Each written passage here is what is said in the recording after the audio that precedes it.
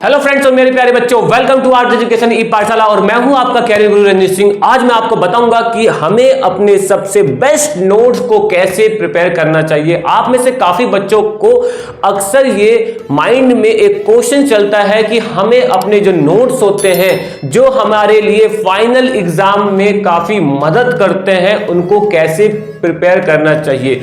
देखो बच्चों, किसी भी स्टूडेंट के उसके एकेडमिक्स या उसके कॉम्पिटिटिव एग्जाम में जो सक्सेस का एक मंत्र होता है, जो हमारे बच्चे किसी अच्छे एग्जाम को क्वालिफाई करते हैं और अपने एग्जाम में एक अच्छा स्कोर करते हैं, उनका एक सीक्रेट जरूर होता है, वो होते हैं उनके खुद के नोट्स। जी हाँ बच्चों, आप कितनी भी अच्छी बुक्स को या आप अपने जो क्लास के टीचर्स हैं उनके नोट्स को, जितने भी अच्छे वो नोट्स हो, अगर आप उसको पढ़ते हैं तो आपका स्कोर अच्छा आएगा। बट अगर आप अपने खुद के सेल्फ नोट्स प्रिपेयर करते हो तो वो आपको एक अच्छे स्कोर के साथ, बेस्ट स्कोर के साथ, आपकी ओवरऑल जो नॉलेज होगी उस सब्जेक्ट में वो इन्हांस करेगा, उसको बढ़ा देगा। तो हमारे लिए हमारे खुद के नोट्स प्रिपेयर करना हमारे लिए बहुत बेस्ट हो जाता है।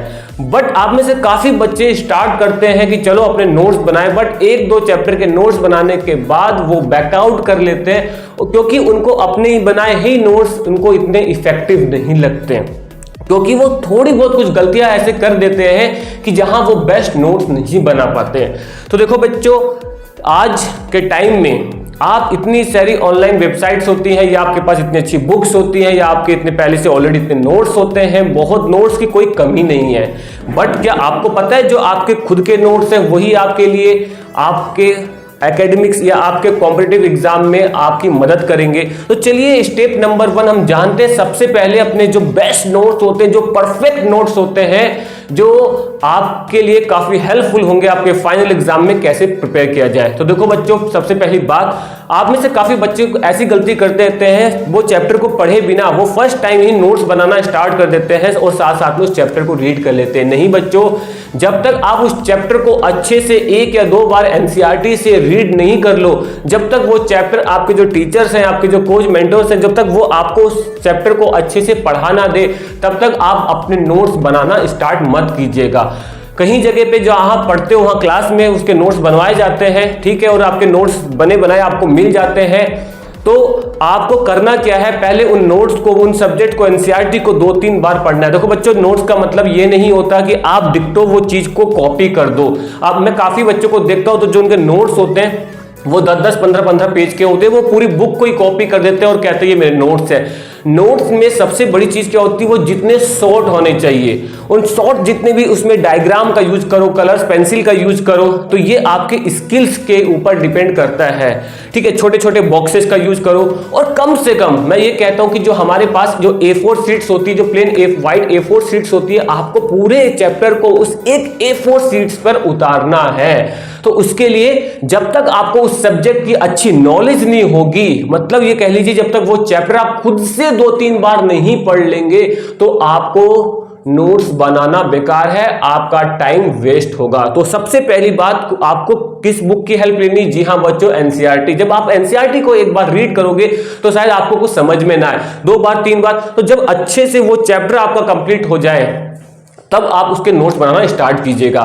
तो आप में से दूसरी चीज, क्या नोट जब हम बना रहे होते हैं तो क्या जब हम नोट्स को प्रिपेयर करें तो क्या एक ही बार में उस पूरे चैप्टर के नोट्स बना लेनी चाहिए? नहीं बच्चों, आपको ये ध्यान देना ये नोट्स आप किसके लिए प्रिपेयर कर रहे हो। जी हाँ बच्चों, आप में से काफी बच्चे ये नोट्स अपने फाइनल एग्जाम के लिए प्रिपेयर कर रहे होते हो, है ना, या हमारे हाफ ईयरली एग्जाम्स होते हैं, या हमारा कोई जिस कॉम्पिटिशन के लिए हम तैयारी कर रहे हैं। आप में से कुछ बच्चे IIT JEE की तैयारी कर रहे हैं, नीट के एग्जाम, NDA एग्जाम्स की, NTSC एग्जाम्स, या अपने फाइनल एग्जाम्स की तैयारी कर रहे होते हो, तो वो आपको तब काम आते हैं। तो जब आप जहां नोट्स, जो मैंने आपसे पहले कहा कि आपके पास एक A4 शीट होनी चाहिए, ठीक है। आपने पहली बात तो जब उस चैप्टर को 2-3 बार पढ़ लिया, आपने स्कूल्स में पढ़ लिया, आपने जहां कोचिंग आप कर रहे हो उस चैप्टर को अच्छे से रीड कर लिया, समझ लिया, उसके टेस्ट दे दिए, आपने उसको, आपकी पता चल गया आपकी गलती क्या है।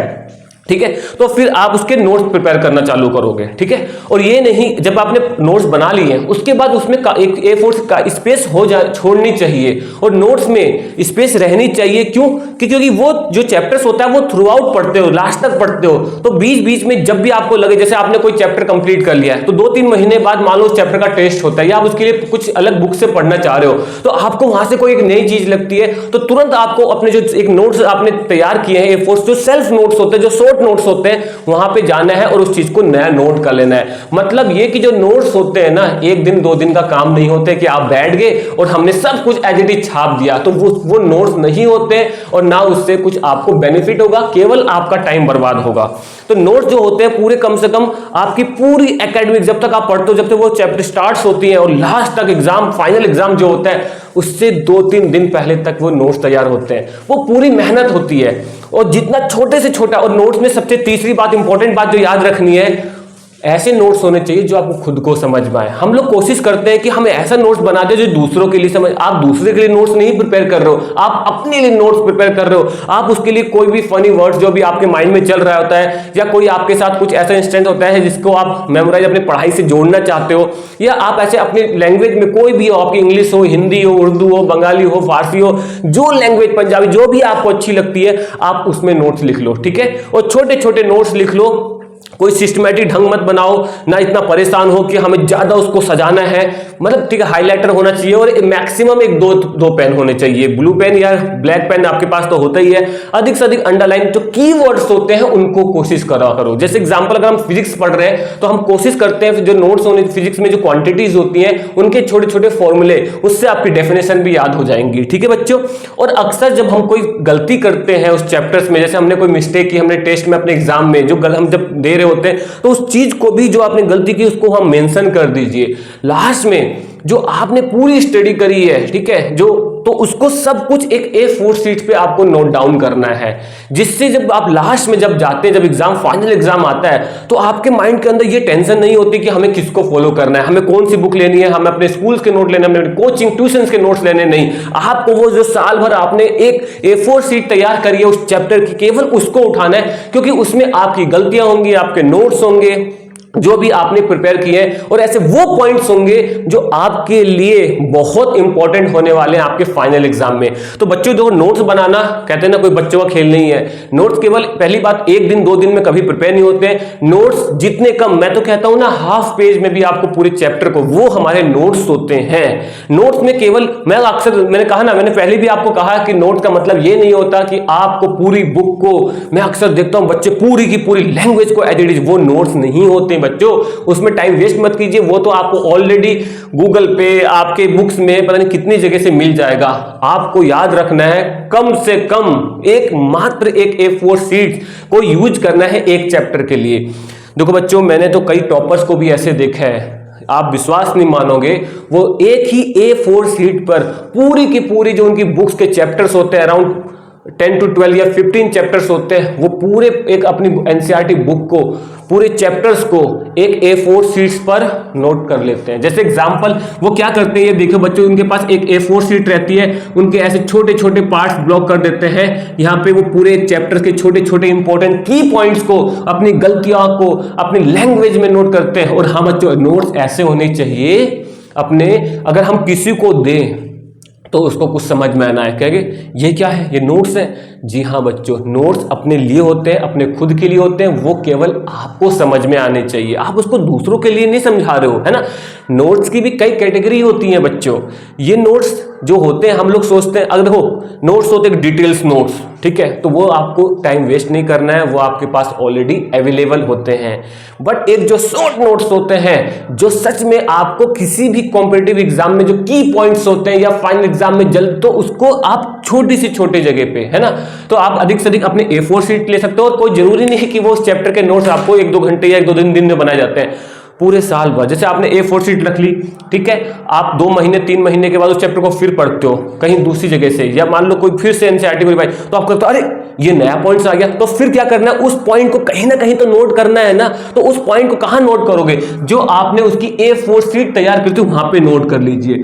और अब जब आप देखेंगे, जब आप पूरे साल भर जब आप उस चैप्टर में बीच बीच में उसके टेस्ट दे रहे हो, उसके एग्जाम्स दे रहे हो, उसको दोबारा पढ़ रहे हो, तो जो उसके की पॉइंट्स आते हैं वो हम इधर उधर कर देते हैं और एक जगह कलेक्ट नहीं कर पाते। तो अपना पूरा उस चैप्टर का जो भी एक कलेक्शन पॉइंट होगा आपको उस A4 शीट पे तैयार करना है, ताकि आप अपने फाइनल एग्जाम से 1-2 दिन पहले कंफ्यूज ना हो सके और आपके माइंड में अच्छा मैं ये नोटबुक लूं या ये बुक्स लूं या ये चीज लूं, कंफ्यूज नहीं। आपके पास वो मात्र एक A4 शीट होगी जिसको आप 10 से 15 मिनट से भी कम टाइम में उस चैप्टर को, अपनी प्रॉब्लम्स को, अपने मिस्टेक को और इंपॉर्टेंट क्वेश्चंस को, इंपॉर्टेंट कॉन्सेप्ट्स को इजीली कम टाइम में अच्छे से रिवाइज कर सकेंगे और आपके एग्जाम में काफी अच्छा रिजल्ट आ सकता है। तो ये कुछ इंपॉर्टेंट सीक्रेट टिप्स होती हैं बच्चों। और अपने लैंग्वेज का यूज करिए, खुद की लैंग्वेज का यूज करिए, अच्छे वर्ड्स का यूज करिए, सिंबल का यूज करिए, शॉर्ट लैंग्वेज का यूज करिए। एग्जाम्पल के लिए जैसे पूरा ये नहीं कि आपको एग्जाम्पल लिखना है, एरो का यूज करिए, डायग्राम का यूज करिए, सर्कल का यूज करिए और इस नोट्स को मजेदार बनाइए, ठीक है। और जगह काफी स्पेस छोड़ दीजिए ताकि आप उसमें हमेशा डेली कुछ ना कुछ या मंथली या वीकली ऐड करते जाओ जब आप उसमें जो भी आपकी मिस्टेक हो। तो बच्चों ये वीडियो अगर आपको पसंद आई है तो अभी इस वीडियो को लाइक शेयर कमेंट करना ना भूलिएगा, अपने दोस्तों के साथ जरूर शेयर करिएगा। और अगर आप चैनल पे फर्स्ट टाइम आए तो इस चैनल को सब्सक्राइब जरूर कर दीजिएगा। मिलते ही ऐसे धमाकेदार वीडियो में, तब तक के लिए बाय।